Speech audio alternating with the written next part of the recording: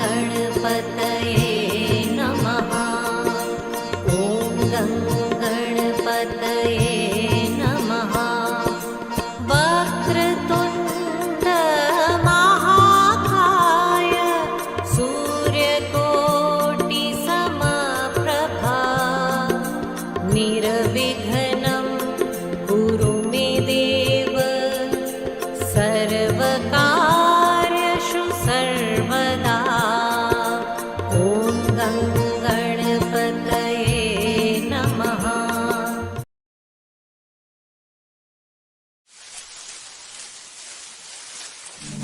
जयधारी माँ। हर जीवन अनेक प्रकार के रंगों से भरा हुआ है। बातचीत वही रंग बांटेगी आप सबके साथ। हम सब एक हैं, बस सोच अलग अलग है। बटोर लीजिए उन रंगों को, जो भी आप चाहें इस बातचीत से, और ढाल लीजिए अपनी सोच में। यही मकसद है इस बातचीत का। आइए मिलते हैं अपने प्यारे से मेहमान से। अतिथि देवो भव। जयधारी माँ आप सबको। We welcome you all very, very warmly. Mummy gratitude. एक thought when I was reflecting about today's Baatcheet. There is a self which is beyond it all. लेकिन in today's times, आप देखिए physical, emotional, mental, financial, social well-being कितना interconnected है. I think spirituality is also making that connection auspicious. Financial well-being is connected. Mental well-being is connected. Physical well-being, social, emotional well-being is all connected to each other in today's time and age. हमने उस interconnect को auspicious बनाना है. And I think that is what we are recognizing in our today's Atithi, because he does that. So let's see a video on him and then talk to him.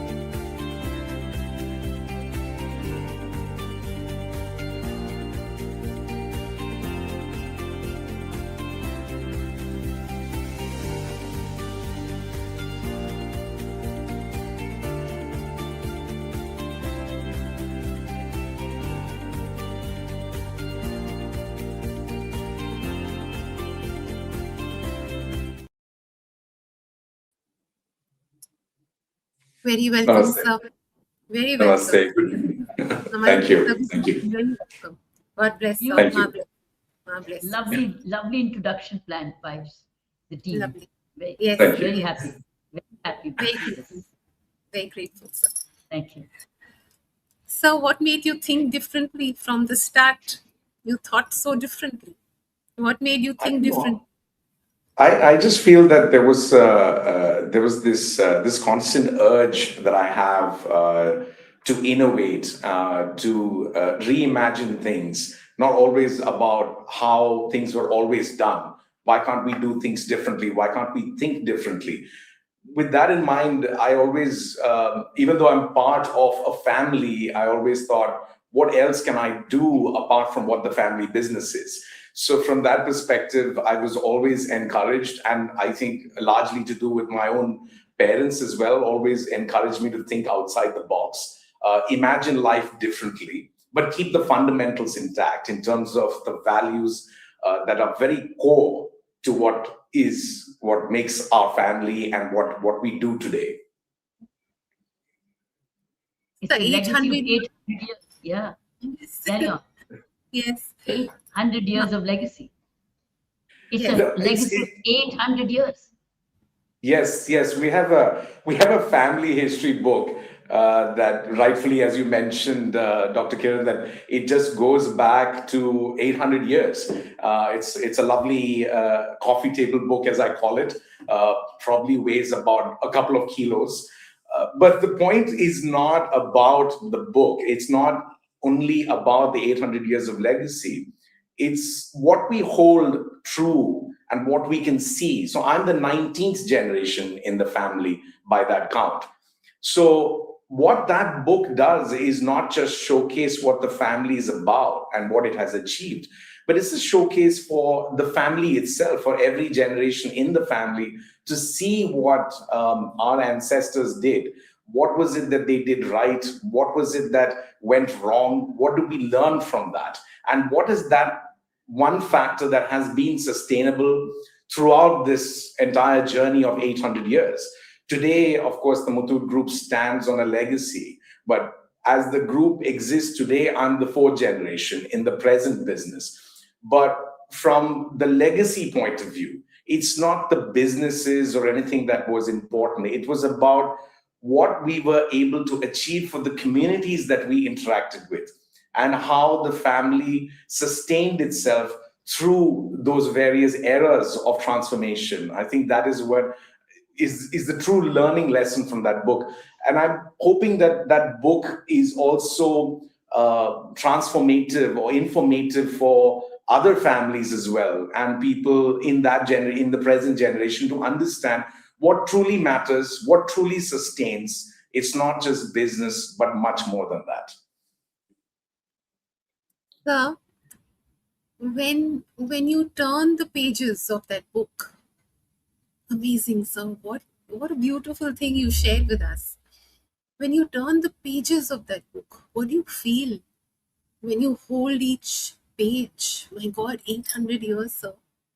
It's hard for me to say that I can be emotionally connected to people I have never met, but I can only read about their stories, people from the family, and what they have done, what they have been able to achieve, that journey that has sustained them for so long. And the most important thing, it's almost like sometimes you get goosebumps just thinking about what they had achieved, what was possible in those days. It's also in terms for me to go back in history, not just from the family's perspective, but also of our great nation, right?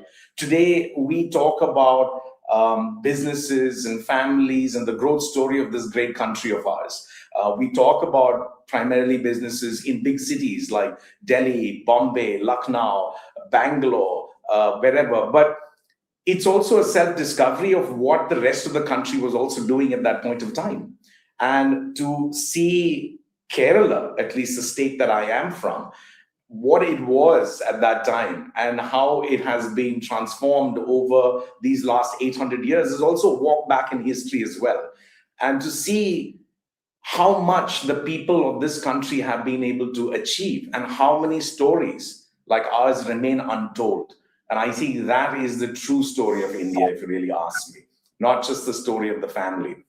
But just coming back to my own personal perspective on this is what I did realize, and we realize in our generation now, is that the true legacy, which I keep talking about, that has been sustained through, is the value system. The values of trust, integrity, reliability, honesty, all of this. Today, people talk about it in boardrooms, people talk about it outside, but the fundamental belief in these values are being disregarded even today. Because unfortunately, I say, wealth has become a big thing for people. Wealth is being celebrated. And who's to blame for that? Because at the end of the day, you would see magazine covers, you would see newspapers talk about businesses, talk to children, and then the next generation is taught how to create wealth, how to generate wealth. We're not talking about compassion anymore. We're not talking about integrity anymore. We're not talking about the value systems that brought us where we are today. Unfortunately, even in this country, I sometimes feel that we are moving towards a Western model of development, which I don't think is the right way to do it, because that's not how we found true happiness in what we did. We had a culture that is so rich, and we still have it. When I say when we had, it's not had, we still have it. The problem is we're losing focus, especially in the hallowed halls of our educational institutions, where we lose track of what really children should be taught, rather than just what is there in the books. There's much more to it. Illustrate a little more about your culture, the family culture. So, Give us examples. So from the family culture, I would say from my grandfather to my father, we always said the most important thing that has been with us is the trust that the people we interact with have always entrusted with us. And I think from early stages and my early childhood days, I've always been taught that never ever misplace that trust, no matter who you become.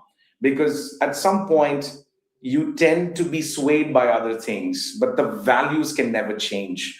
And that was always taught to us. It was, yes, we did have, as I say, a life of privilege, if you look at it from that perspective. But we were taught to respect that privilege, knowing that the privilege that you enjoy today is because of the society that you interact with.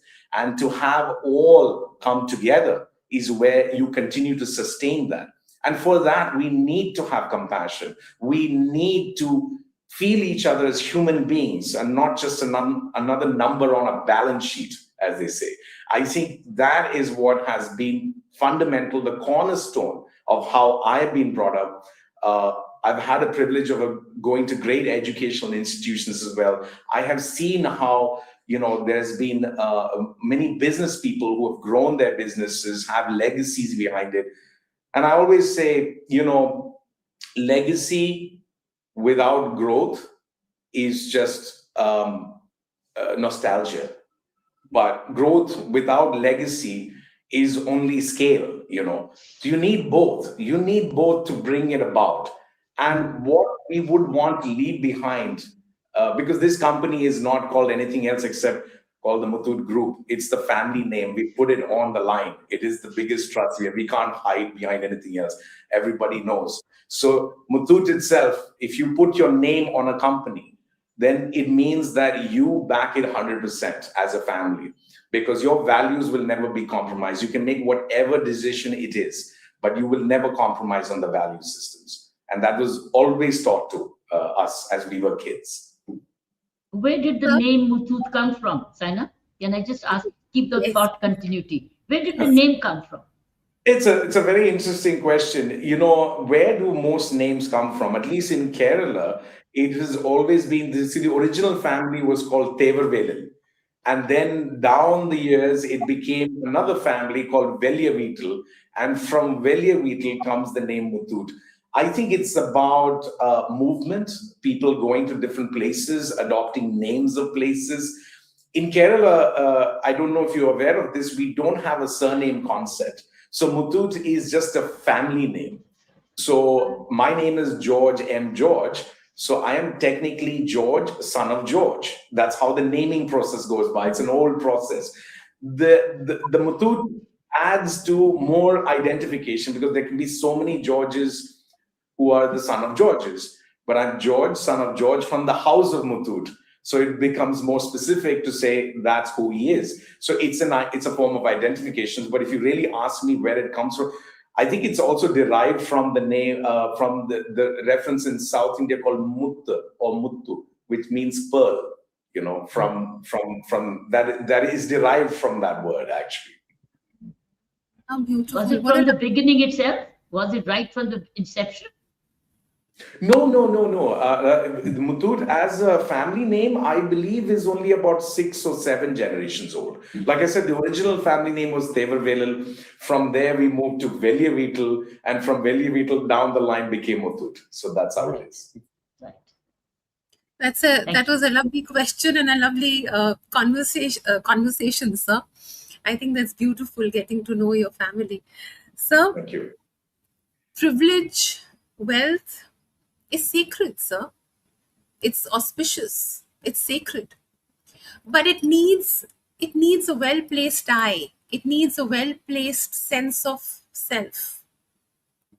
It's a blessing having resources, privilege, abundance. But you need a very, very well-placed Rooted. eye within. You need a sense of the self. What does the self mean to you, sir? I think when I look back, you're absolutely right. Whether you want to call it privilege, whether you want to call it anything else, like I said, from childhood, we've always been aware of this. Now, I personally look into the CSR of the company, which is the corporate social responsibility. And I've had this privilege, as I call it, the greatest privilege, to work with people. I don't want to call them underprivileged. I want to call them people who need or desire that help and that little bit of boost and to regain their lives. And I think with CSR, I have been able to work with so many people across the country to really understand at the grassroots level what people really need.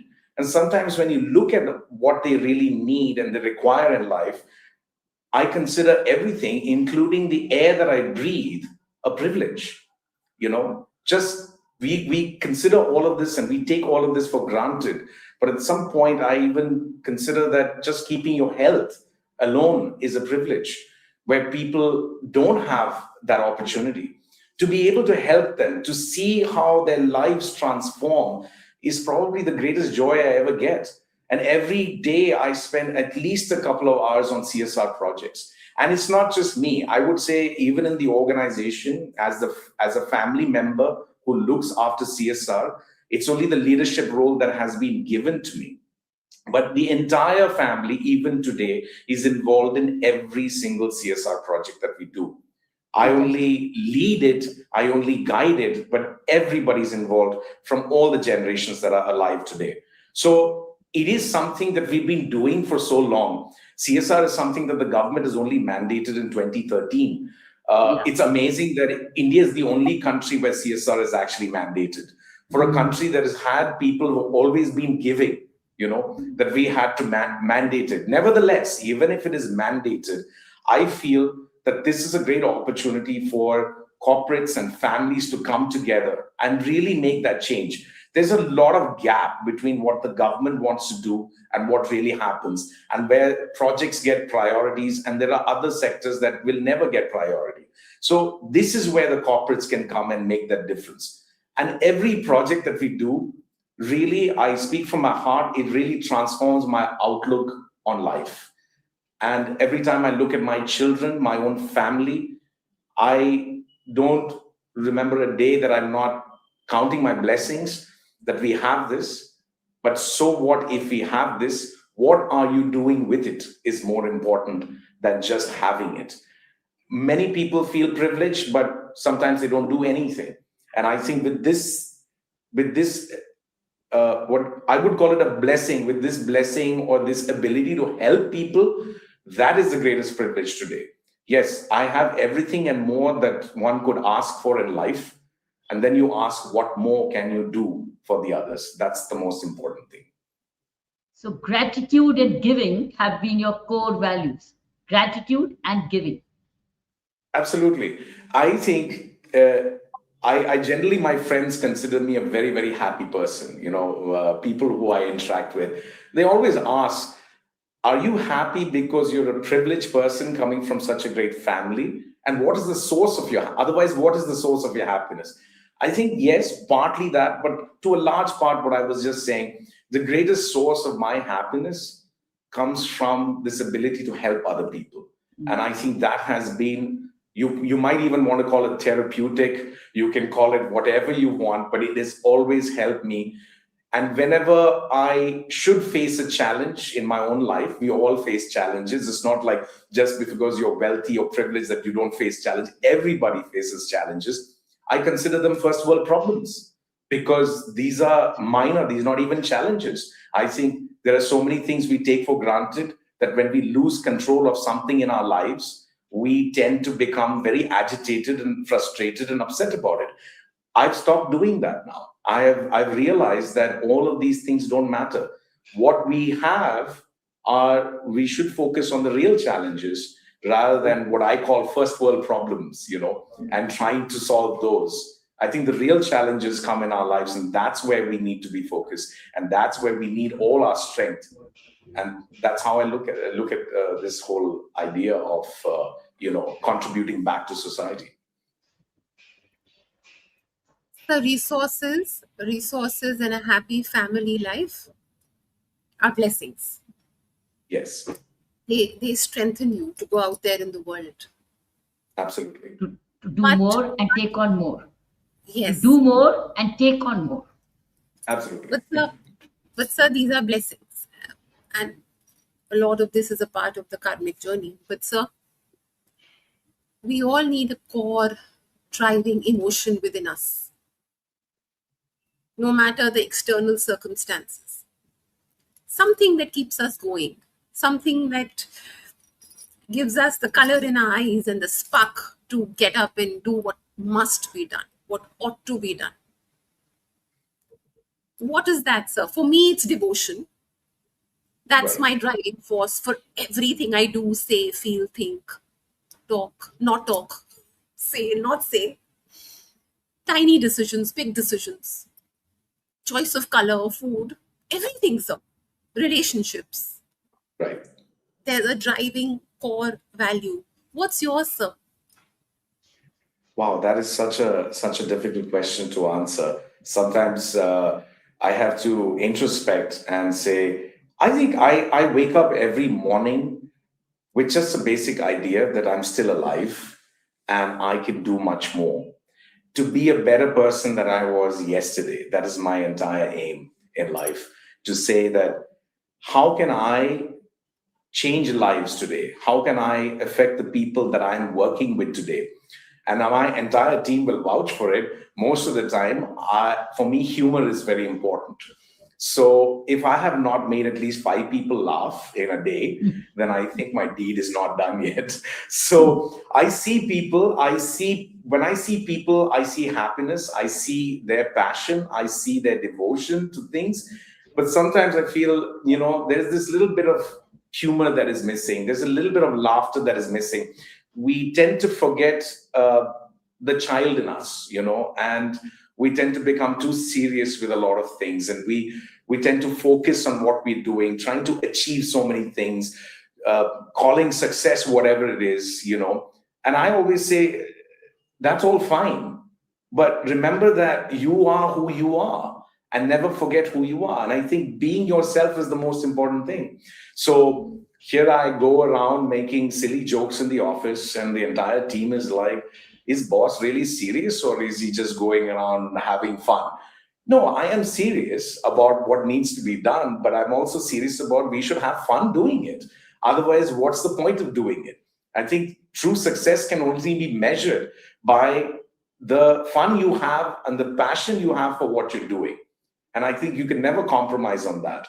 And if you feel you have, I think you're in the wrong place. I always say, somebody asked me once, what is true success for you? Is it building a business? Is it the money? Is it the wealth? Is it happiness? I said, true success is if you can curate your own life. If you can do what you want to do, not because of any social pressure or people telling you what you have to do. To be yourself is the most important thing. And that's where true happiness lies. And I feel this quotient of happiness that is required is really, really missing in vast tracts of our society, if you really ask me today. Because there's a lot of things that keep us unhappy, but very few things that are really bringing us happiness. I think we can find happiness in the smallest of things. We stop discovering that now at some point. I think Muthoot Group is constantly striving to be curating. You actually, as a group, curated yourselves individually and collectively. I think the key word which you've used right now, which you curate your own life, but the group has got curated for the last 800 years. Your forefathers actually curated it individually and collectively. I think you've hit the brilliant, you've shared a treasure of your life. Yes, and the group curation. Yes, ma'am. Thank you. Yes, ma'am. Curation. I think curating not only your life, but helping others curate their own life is where it's most important. Whether it's in business or outside of business, whether it's your friends, whether it's your family, whether it's the people you work with, everybody and anybody out there, if you can help them curate their lives, I think that is the greatest gift you can give anybody. It's like self-curation, and all who are members of the extended family of Muthoot curating. I think it's just brilliant. What is your USP under the company? There must be a USP. What is it in yours, in the group? I think what we do right is, we always believed in the fundamental values of the business in terms of what we do. See, when you look at what the family does, and I think we're always known for gold loans, right? Yeah. We have been able to empower people through that. I mean, if you look at the stories that we have of people, whose lives have been transformed because of this. I'll tell you something very interesting about this whole thing called gold loans as well. Just as going back a few decades, even into Kerala's history, if you look at Kerala's history, a large part of Kerala's economic welfare today has been built because a lot of Malayalis went to the Gulf. And in those days, there was no bank or anybody giving the rural population any loans to get a passport or a visa or a ticket to go find a job and probably be able to sustain their families and go out there and really make a living, or, as I said, curate the life the way they want to do it, rather than be stuck inside this in a place where probably jobs at that time were very scarce. So gold loans help transform their lives. And today also, gold loans continue to transform lives right across the country. We are present in length and breadth of the country. And even though people call it gold loans, we always say it is not even a loan, if you really ask me. Because at some point, when you want a housing loan, you borrow money from a bank. When you want a vehicle loan, you borrow money from a bank. Any personal consumption you want, you borrow money. You borrow money because you don't have the money to reach there. Whereas in gold loans, you're not borrowing money at all. Think about it. You have the money. It's just in the form of gold. Right. What are we doing? We're only transforming that into currency that you can actually use to get there, or whatever you want to do, and to realize your ambitions. But the gold per se is money already with you. We're only helping you unlock that potential that you have. So I don't even know why it's even called gold loan, because for want of a better word, we call it gold loans. Okay. But that transformation that started in the rural hubs of Kerala, we didn't come from any big city. Remember, if you look at the history book, we came from a small place, and we origins in the central Travancore area. And my hometown is still a place that people can't pronounce. And from there, the growth story started. In fact, I would say if you really read into it, it's actually a CSR effort that became a business model, if you want to call it that, So to right. help the farmers in during bad harvest years when they wanted money. We would always give them money at that point, because that time we were into trading. We were not into into the finance part of it.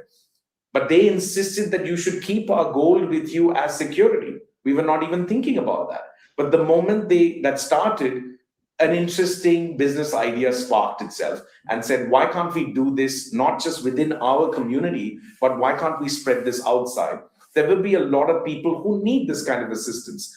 And remember, in those days, banks never went into rural area, India. There were a lot of unbanked Indians, as I call, no, not part of the formal banking sector. And today, thanks to what we have done, we have put a lot of people in the banking sector. They are now proper people they have a CIBIL score, they have all of this, and now they're eligible for loans from other banks for all other needs as well. So it all started with this idea of gold loans, which was money they already had.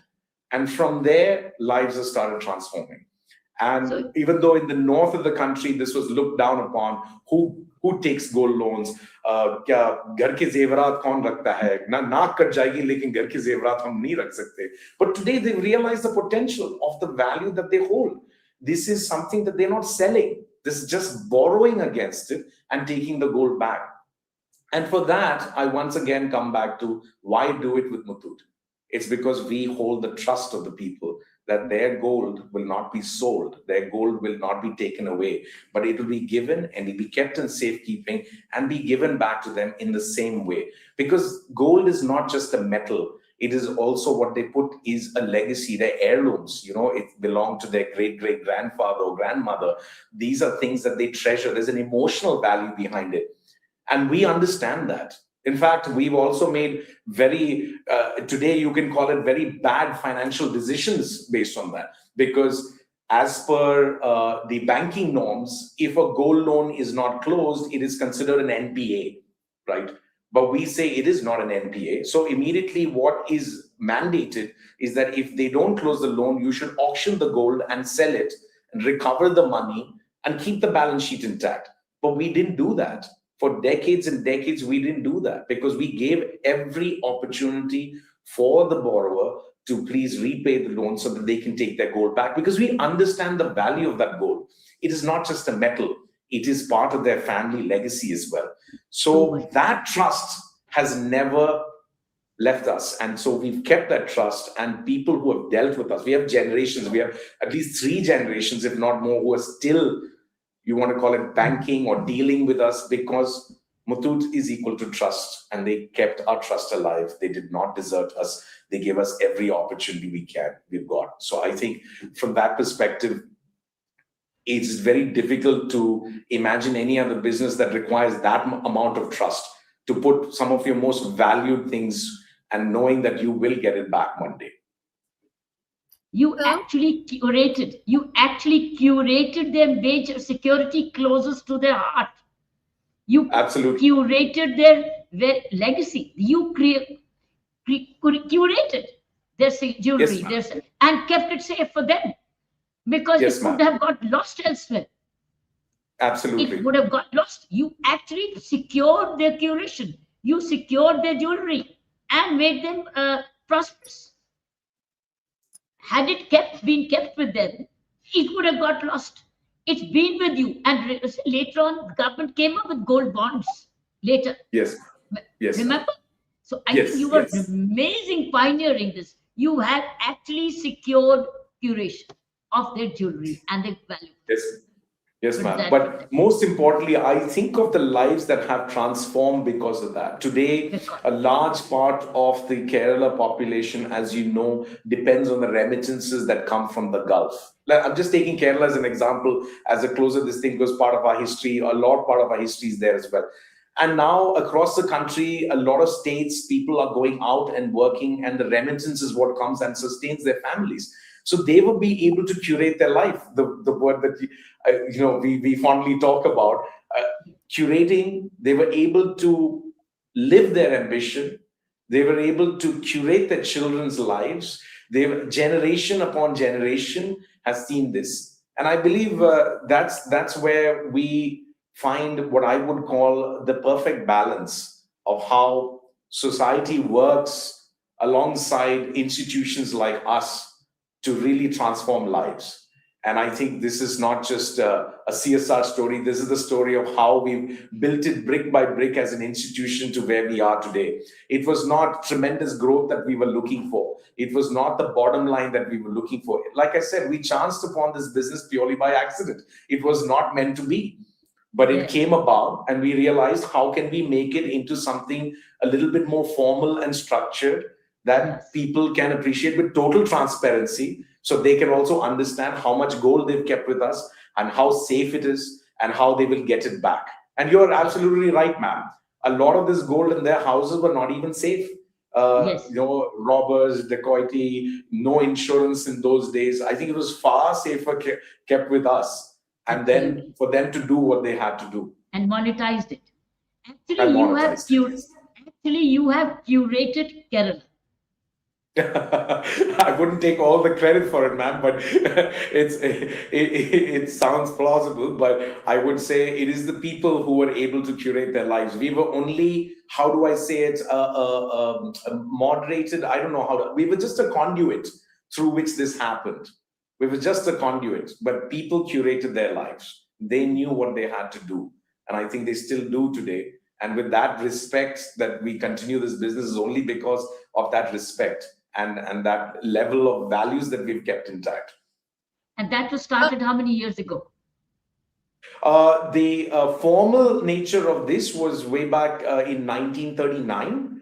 That's when we moved into this. But the business was started in 1887, but 1939 is when we formally moved from our previous business into banking, or this present avatar of financial services. Brilliant.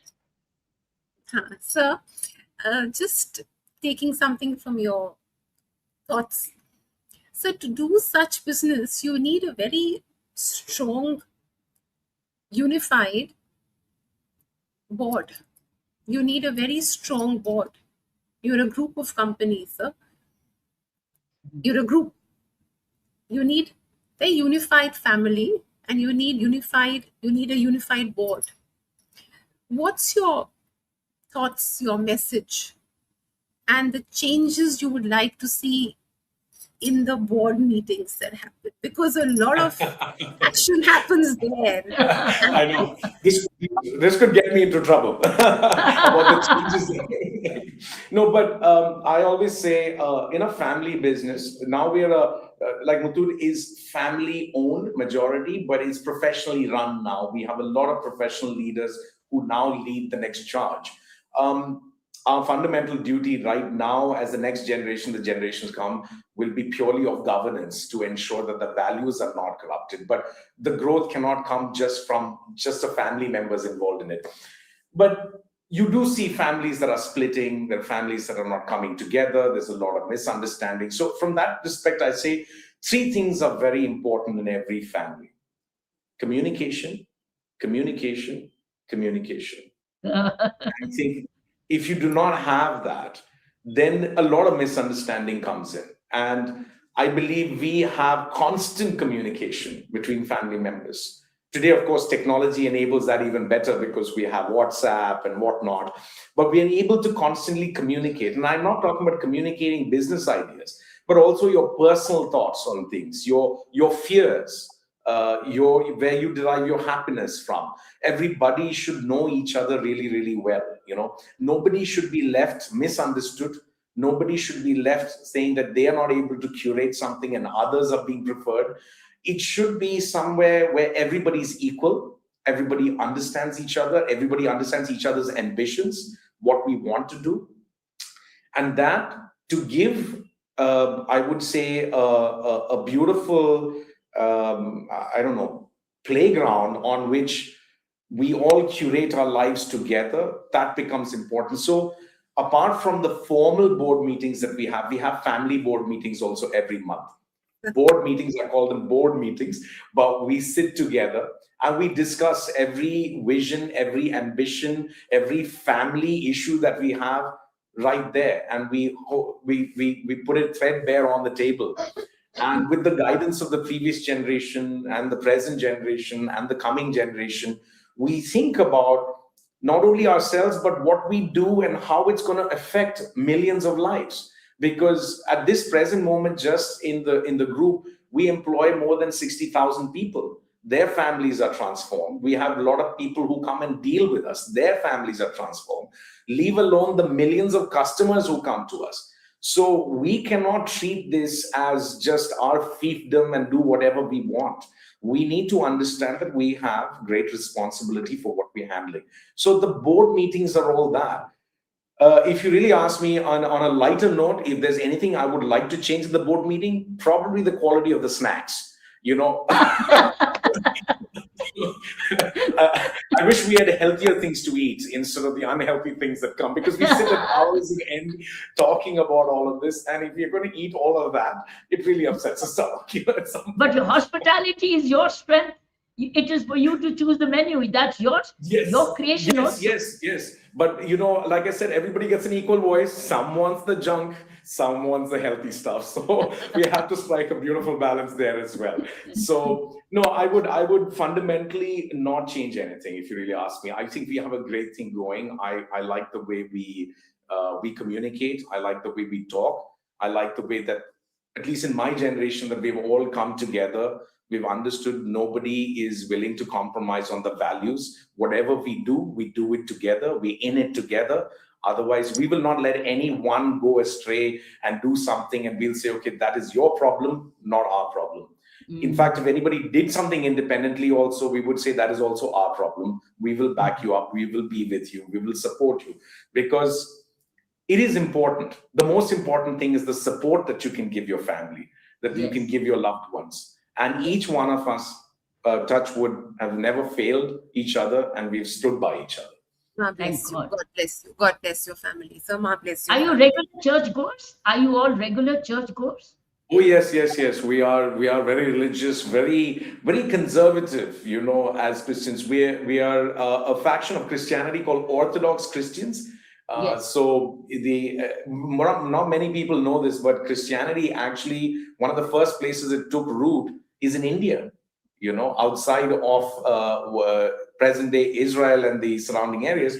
When the disciples of Jesus, when they left after his death, when they went out to the world, Saint Thomas came to India in 52 AD and landed off the coast of Malabar, and that is present-day Kerala, Kodungalur, and there, from then onwards, Christianity has taken root. Christianity came into Europe only towards the end of the second century, early third century, whereas Christianity was already taken root in India in the first century. So think about that. So India is also the birthplace of Christianity. You know, it is not just the birthplace of other religions, but people think Christianity came to India during the colonial rule. You know, that is not true. There was an established church in Kerala that was there from 52 AD, the first century onwards. In fact, recorded history shows that when Vasco da Gama came in 1498 to Kerala, he was surprised to find that there were churches already established. And then his only scheme was to promote Catholicism in India. But Orthodox Christianity is always there. And so there are Orthodox Christians across the world. So if you have Indian Orthodox, that is primarily from Kerala, you have Russian Orthodox, Greek Orthodox, Roman Orthodox, you have Ethiopian Orthodox. These are all independent churches that are established in those countries. And so, yes, we are Orthodox Christians, and we are very religious. We're very conservative as well. I guess the name Orthodox gives it away, you know. So Yes, we're very it does. conservative. We don't go out there and just reject God and do whatever we want to do. It's a very disciplined family regime that we grew up with, and I think that respect for God means you respect every other creation of God as well, and that's the most important thing. I guess that's the strongest foundation Yes. for the family and work. It's Yes, translated into work values, yes. personal values to work values, So remaining we God have fearing. so we have a little surprise for you, because Oh. you've been spreading you've been spreading God's love through all your, and I think interacting with the world, interaction, words carry a lot of power. If they come from the heart, they carry a lot of power. That is true. So, sir, you started something beautiful a few years back. That's the surprise. So we call love. Here he is. Here's the reply. Ah, okay. I That is a good surprise. I know this young man. I'm glad with the word young. You curated my life as well, GMD sir. Yeah, Remember the you word curation. curation is the word. First of all, good evening, Dr. Kiran Bedi ma'am. Hi, namaste, vanakkam. Sainaji, Jai Dhari Ma. And Dharima. GMD sir, good evening, boss. Yeah, I was going through this entire conversation. I was listening to it and was so nice. I thought it'd be about financial wellness as Saina ji started off talking about mental wellness, financial wellness. And I got to understand about the wellness of life and lifestyle, living and giving. It was extremely interesting to hear this. I'm so glad. And in fact, on a personal note, I have interviewed three of you all on an interview basis as a host. I cannot tell you how privileged I am to be a part of this Baatcheet because it's really the high profile that I hear. I'm very happy to be the not surprise but shock factor for GMT. I'm very happy. Thank you. Yeah, because he does radio Baatcheets. Yeah, George, that is you true. see, That is you true. gave him you put him on the radio for radio Baatcheets because, as you said in his interview, that the radio Baatcheets has disappeared. That's why you wanted the radio Chennai online. Yes, correct, ma'am. Right, ma'am. So, It was so nice. I heard the word curate, Sainaji. I heard the word curate, which Dr. Kiran Bedi ma'am held on to. And everyone's trying to be accurate in life. I'm so happy that curate is the word of empowerment today. You know, Absolutely. it's just very nice and fulfilling to hear that one. Yes, ma'am. so, so Yes. Rajiv has always been all heart, and he's had the highest regard for you, sir. Yeah. How has it been working with a radio format? Because you interact so much, and yes, sir. And so when we started the radio station, it was not the intent that it should just be a radio station. I always felt that radio could be this medium of communicating to people right across all spectrums, right? Because see, if you look at any other form of media, if you look at print media, if you look at electronic media, if you look at TV and the usual this thing, everything is subscribed, but radio is free. Like anybody can tune in. If you have a transistor radio, whether you're a tea stall operator or you are an auto driver or you're sitting in a fancy plush office, radio is accessible to everybody.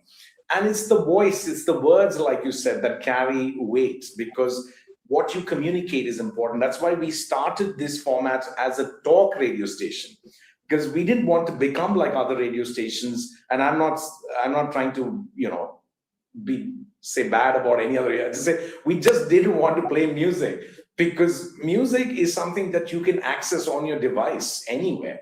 But what does radio offer of any value to others? So it was a platform that we wanted to create.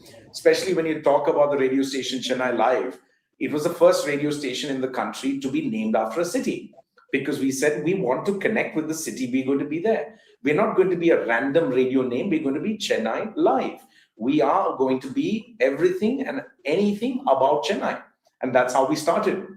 It was that platform for everybody to come on and talk about their life in Chennai, what they want done, what they would love about the city, anything and everything. All age groups come on board. Use that as a platform to voice your opinion. That was the very idea. Otherwise, the other format was so easy to just follow and just put music out there and probably crack a few jokes. And then radio started being disregarded as a strong form of media. And we wanted to bring back the magic of radio. As I said, there's a song, Rajiv, isn't it? Video killed the radio star. Yeah. I believe no, video did not kill the radio star, because I think radio is still alive. In my mind, it's still alive because I think radio communicates so much. It was from that year onwards that we saw this transformational change in how people looked at radio as well, at least in the city of Chennai, because that's the only broadcasting right that we had. And in that city, we got so many opinions from people about how they love Chennai, how they would love to see changes. Every generation, every generation talking to each other. It was, once again, what I said earlier, it was all about communication. When you communicate, when you communicate your ideas, when you communicate your opinion, when you communicate your love, it makes a lot of sense for everybody. That's where radio brings in the magic. That's where radio brings in the value for people to tune in. Otherwise, you can pay a lot of money for marketing, telling people why they should tune in. But if there's no value in it, why would people come there? Yeah. Rajiv, how Yes, ma'am. are you feeling today, and what's crossing your mind? Because Chennai Live is so lovely, and I do believe there's an inherent simplicity and humility Honesty. Yeah. that's connected with Chennai and with the southern states. There's a very calming effect. I've had a great session. George, I've had a great session with Rajiv on this radio. Very, very, and we not. And you know what? You said, I look at how can I make people laugh. Rajiv and I have only laughed through the session. That's good. Thank you, ma'am. Rajiv, how has it been working No, with? ma'am, Sainam, thank you, Dr. Kiran Bedi. I still remember after we had our interview, you called me up at 9 o'clock in the night, and people had a very strict impression about you, very disciplined impression about you. I got a call at 9 in the night, and my hands were shaking like she's calling me at 9. What went wrong? And I picked up the call, and the first thing you said was, it was amongst the best interviews that I've done. And I'm And this very, was very during grateful. COVID time. George, that Yes, was during COVID time. yes, yes, yes. Yeah, I remember that very fondly, ma'am. Thank you. Sainaji, this what GMG sir has said. Like you started off, I think your first question to him was, how do you think differently? I think he's not only taught differently, he has taught us also very differently. It's the thought and the taught that he's made us do both of them. He's been great. He's envisioned many things, but he's never enforced anything. When I wanted to take the FM format into a digital format, he always has the mic in his hand and he keeps saying how bad I was, how forceful I was, how nagging I was. Today I have the power to share the stage and the voice, so let me use that and tell you that he was very clear, not about continuing something that he has built, right? It's not about passing a franchise on. He wanted to pass on the values, right? So we would talk during COVID consistently, and he would tell me the same thing: the power of a person's voice. It's not a celebrity; it is the common man's story that needs to be told. It is voices that need to be heard, and the earnesty of what radio actually is. I mean, think about this. Today, we're talking about social media and we're talking about podcasting. This is exactly what GMG Sir or Chennai Live started off in 2007.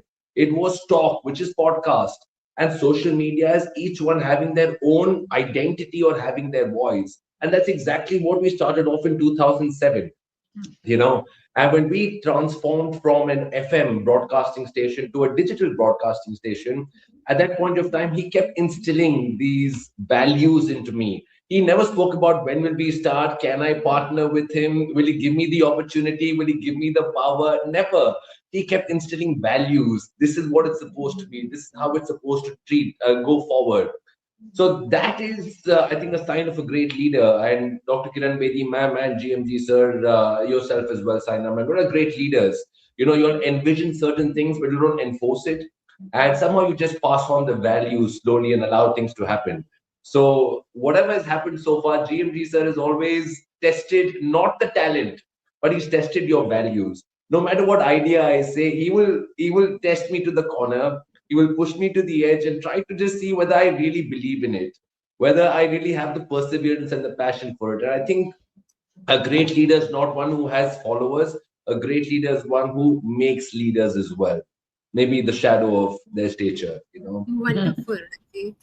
Yeah. So, just a few concluding thoughts, sir.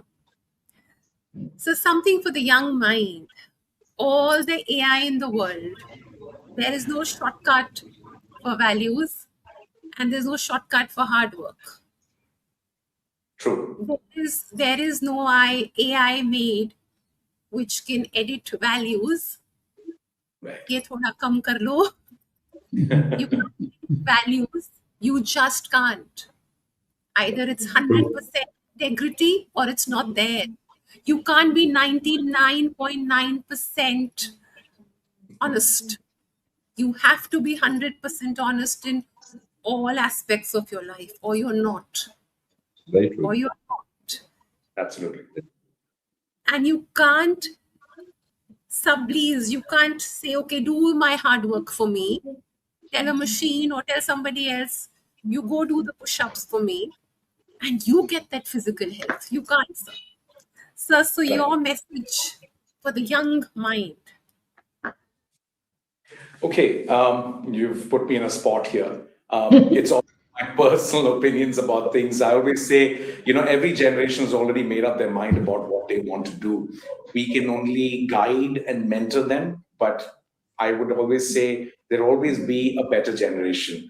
My tagline is life is the best is yet to come. It's always there, and we should not give up hope that, I constantly hear people saying that the next generation is going into this digital era. They don't know the difference between reality and what really needs to be done. They're not hardworking. They're not efficient. I tend to disagree. I think they're far more efficient than us.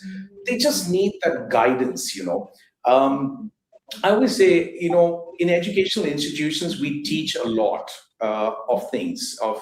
We do teach values. We do teach a lot of what needs to be taught. I always say, but we've not really taught them how to be happy. We've not inculcated that within them. No matter how much we talk about values, no matter how much we talk about wealth creation or we talk about knowledge or anything, I think we need to encourage. I see a lot of youngsters who are very depressed because even though they have everything, they have all the privileges that previous generations did not have. They have access to immense amount of knowledge. Like you said, there's AI as well to assist them, but they're not happy. Why are they not happy? Why is it that we are not able to show them what true happiness is, what we experience as children? Why are we not able to teach them that? Why are we not able to make them more compassionate? Why are we not able to make them more passionate as well? Why are we not just inculcating that? I always say, with the next generation, there is always this call to arms about why their jobs would disappear because of AI. I don't think their jobs will disappear because of AI. What is disappearing right now is happiness, unfortunately. And we need to re-inculcate that connect. I always say, whether it's family, whether it's friends, whether it's the community, nobody's talking to each other. They're only texting each other. Nobody's calling each other anymore. Nobody's meeting face to face. Unfortunately, our interaction also happens to be online. But I'm just saying, where there's a choice, interact, meet, talk. We are not doing that. Just this morning, I was having breakfast with a few of my friends, very close friends, and and the laughter, the banter that we had, sharing old jokes, old memories, it just made us so much more happier. Yeah. And when you go out there, you spread that happiness, you carry it forward. Unfortunately, the world is now full of a lot of unfortunate events, whether it be war, climatic change. And I jokingly say this, that we have probably the two greatest challenges that we face in today's world is artificial intelligence and natural stupidity. So now